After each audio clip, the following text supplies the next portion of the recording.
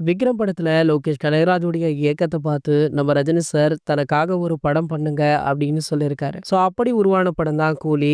Harbour பேக்ரவுண்ட்ல தான் இந்த படத்தோட கதையும் நடக்குது. கூலி படத்தோட ட்ரீசர்ல மலையாள நடிகர் ஷோபின் ஷாகிர், நாகார்ஜுனா, உபேந்திரா, சத்யராஜ், ரஜினிகாந்த் அப்படின்னு எல்லோரையுமே பேக் ஷாட்டாக காட்டுறாங்க.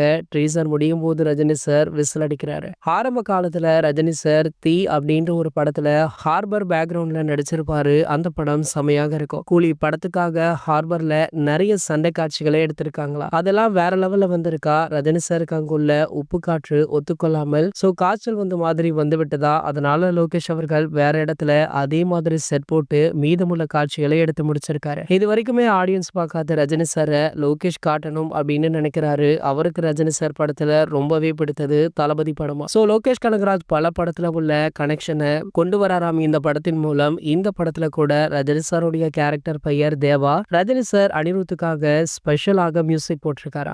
இதனை அனிருத் அவர்களே ரீசெண்டாக கொடுத்த இன்டர்வியூல சொல்லியிருக்காரு.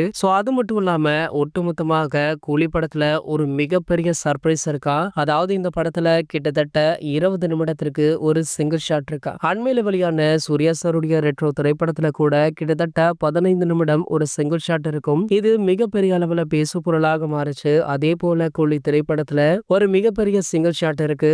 இந்த படத்திற்காகவே படம் பல விருதுகளை குவிக்கும் அப்படின்னு அனிருத் அவர்களே சொல்லியிருக்காரு. ஆகையால கூலி படத்துடைய இந்த சிங்கிள் ஷாட்டுக்கு பல பிரபலங்களுமே வாழ்த்துக்களை சொல்லியிருக்காங்களாம்.